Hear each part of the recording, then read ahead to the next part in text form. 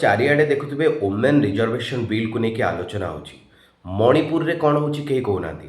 ମଧ୍ୟପ୍ରଦେଶରେ ଚିତ୍ତା ଆନ୍ଦୋଳନ, ଆଦିବାସୀ ମହିଳାମାନେ ନିଜର ଜୁଇ ସଜେଇଛନ୍ତି, ତାରି ଉପରେ ସେମାନେ ଶୋଇଛନ୍ତି ନିଜର କୁନି କୁନି ପିଲାମାନଙ୍କୁ ନେଇ।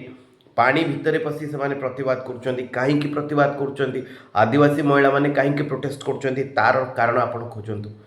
ଓଡ଼ିଶାର ସିଝିମାଳିରେ ଆଦିବାସୀ ମହିଳାମାନେ ଆସି ପ୍ରୋଟେଷ୍ଟ କରୁଛନ୍ତି।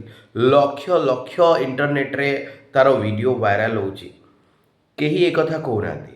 ଆଚ୍ଛା, ମଜା କଥା ହେଉଛି ନବରଙ୍ଗପୁରର ସାଂସଦ ବଳଭଦ୍ର ମାଝୀଙ୍କୁ ସରକାର କୁଆଡ଼େ ପଠାଇଥିଲେ ଓଡ଼ିଶା ସିଝିମାଳିରେ କ'ଣ ହେଉଛି ଯାଇକି ସେ ଲୋକଙ୍କ ସହିତ ଆଲୋଚନା କରନ୍ତୁ। ସେ କହୁଛନ୍ତି ମୁଁ ଜାଣିନି, ମୁଁ ଏଇଠୁ କ'ଣ ଯାହା ଶୁଣିଛି ଆପଣମାନଙ୍କ କଥା ଶୁଣିବି, ଯାଇକି ସରକାରଙ୍କୁ କହିବି। ଏଭଳିଆ ଏମ୍ପି କାହିଁ ରହିବେ ଯିଏ ଜାଣୁନାହାନ୍ତି ନିଜ ରାଜ୍ୟରେ କ'ଣ ହେଉଛି।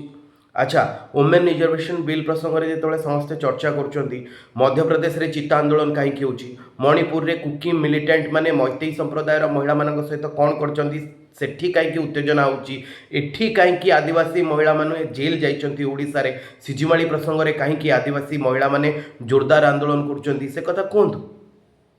ସେ କଥା କହିବା ନିହାତି ଦରକାର।